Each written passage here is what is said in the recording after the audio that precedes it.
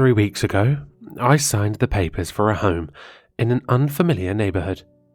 After months of scouring listings online and taking tours every week, only to have my applications rejected, I felt compelled to take the first one that was offered to me. The house isn't anyone's dream home, but it's a home. It's a small one-story house in a desperate need of a new coat of paint, but it sits nestled amongst a sea of suburban white picket fenced homes. My first day in the new house was spent moving boxes from the moving truck to the house. Occasionally I would take short breaks that consisted of collapsing on the front porch and chugging down a full bottle of water. During one of these breaks, I sat trying to catch my breath, with my back against a pile of boxes.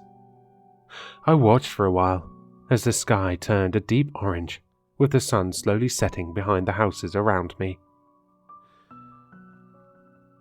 I felt like I could have sat there all evening, but my moment of peace was interrupted by the growl of my stomach. I had forgotten to eat for the entire day. I went inside to search for the stack of boxes labelled kitchen, and I returned to the porch 20 minutes later with a tuna sandwich. Once I made it back outside, it was already dark. I sighed with a mixture of fatigue and disappointment for missing the full sunset, but took a seat on the porch to eat my sandwich nonetheless. As I ate, my exhaustion hit me like a ton of bricks. I found myself wishing that my new neighbours were both buff and helpful, and that they'd show up right then and offer me a hand. Only a moment later, and I thought my wish had come true as I caught a glimpse of movement in the edge of my vision. However, when I turned to look, there was no one there. I wondered if I should be frightened, sitting in the darkness of the night, alone and defenseless, in a brand new neighborhood. If someone was creeping up on me, I was far too drained to fight back. Luckily, I don't have to consider this for too long. From the spot where I had seen the movement, 2 tiny yellow eyes faded into my view from the inky background. I squinted, but it seemed that my vision was taking quite some time to adjust. The owner of the eyes was a mangy tabby cat, but with the surrounding darkness, it almost looked as if its body faded into existence right in front of me. I reached out a hand to see if it was friendly, and the cat took several cautious steps towards me before stopping and letting out a desperate meow. "What is it?" I asked out loud. "What do you need?" Its eyes shifted. I followed them to the tuna sandwich in my hand. Ah, I thought, of course. I pulled a piece off the corner of my sandwich and held it out for the cat to take. It took several more steps forward, bridging the gap between us, and accepted my offering. I held out an empty hand for a pet, but the cat continued to eyeball my sandwich. I only had a few bites left, but I could always make another, I rationalized. I set the sandwich down on the ground. The cat pushed its head into my hand, as a thank you, I supposed, and then took off with the rest of my dinner. I didn't make another sandwich. I went to bed a little hungry, but happy to have made my first friend in my new place. The next morning, I woke up and decided to get straight to work. Not half an hour after opening my eyes was I at the front door, ready to start moving boxes. However, when I opened my front door, I was greeted with what I could only describe as a bad omen. There was a large black raven, lying dead on my doorstep. Its wings were mangled out of shape, and its legs were twisted up in the most horrific way. One of its eyes hung loosely out of its socket, while the other appeared to be gouged out entirely. Beneath it was a seemingly fresh pool of blood, with a trail that led out of my porch and disappeared into the grass.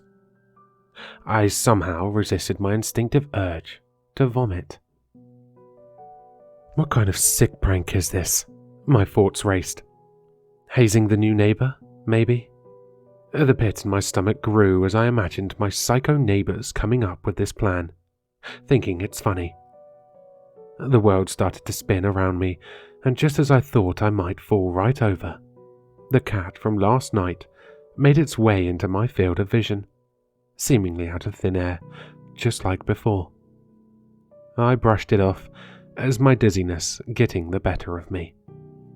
I composed myself before asking out loud, You did this?" The cat responded to me with a meow, as if it could perfectly understand me. "It's a gift?" I asked. The cat meowed again, almost looking pleased with itself. I let out a long sigh, which turned into a chuckle, and then a full fit of laughter. "Well," I wiped my eyes. "You're welcome." The cat moved towards me and brushed against my leg. I reached down to give it a pet, but it quickly slipped past me and into my house. I considered whether I should deal with that or the bird first. But as I looked back up, I was greeted with the sight of a woman standing on the sidewalk in front of my house, looking absolutely mortified. The first thing I noticed about the woman was that she looked exactly how I pictured my neighbors to look. Her blonde hair was curled to perfection at the ends, falling just below her shiny pearl earrings that matched with her necklace. She had one hand over her mouth in shock. I could see her fingers adorned with several expensive-looking rings, and even her glistening red nail polish looked like it would break my bank. My silent fixation was broken by her shriek. "Oh my God," she let out. "That filthy thing just ran into your house." I looked behind me. The cat had long since disappeared behind me. I looked back at her. "You mean the cat?" I asked. Who talks that way about a cat? I wondered. Her expression shifted into one of disgust. Now she was looking directly at me. "Stray cat," she corrected me. "A filthy stray animal, and now it's in your house." Her eyes fell down to the dead bird at my feet. "And it looks like you've made it your friend," she scoffed. Now I was feeling frustrated. I wasn't even finished moving in yet, and already I was getting a bad reputation with the neighbors. I opened my mouth to respond to her, but she cut me off before I could speak. "Look, you can hang out with whatever grimy creatures you want. Just don't bring it over to my house, okay?" I couldn't conjure an answer in time before she just turned around and walked off down the sidewalk. I got some paper towels and moved the bird into the outside trash and decided to put off the rest of moving until tomorrow. I unpacked my TV and spent the rest of the day inside, relaxing, trying to brush off the bad start to the week. I never found the cat inside my house, but the next morning I opened the front door to discover yet another gift. This time, I was greeted with a beautiful pearl necklace. My mind immediately connected it back to the one my neighbor had been wearing. I picked it up and examined it closely. It was so much shinier up close. I instinctively glanced around for the stray cat, and of course, I found it standing nearby. "Did you steal this?" I asked out loud, barely managing to hold back my laughter. The cat, once again, brushed up against my legs. This time, when I reached down, it let me pet it. As my hand stroked through its fur, I had the thought that it's so much softer than I had expected. I wanted to keep petting, but the cat slipped out of my reach just as soon as it had slid in. "I appreciate the gesture," I told the cat, "but I'm going to have to return this now." If I didn't know any better, I'd say the cat looked disappointed. I felt the need to reassure it. "Really, I'm glad I made at least one friend so far." The cat must have been satisfied with this answer because it gave me one delighted meow and made its way off my porch. Later that day, I went over to my neighbor's house to return the necklace. I felt anxious on the walk over and the entire time standing on the porch. But, to my relief, she never came to the door. I decided to wrap up the necklace and leave it on the porch with a note. Several days passed after that, with no new gifts or happenings. However, one night, while taking out the trash, I noticed that my neighbour never retrieved the necklace or note from her porch. I considered that maybe she didn't want it back after I had handled it, but I decided I would still check in with her in the morning. Well, morning came, but I never got to check in with my neighbour.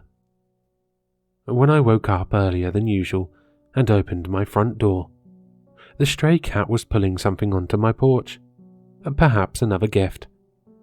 I waited a moment so I could get a good look, but quickly wished I hadn't. I wanted to slam my front door shut, but my trembling arms wouldn't allow it. I was overcome with the same sick feeling of terror from the first gift the stray cat had brought me, but this time it was much deeper. On the ground at my feet was a severed human hand, each finger adorned with expensive-looking rings and bright, red, glistening nail polish. Hello listeners, if you enjoyed this story, please check out the author in the description. For more content, leave a like, comment, and subscribe for more sinister readings.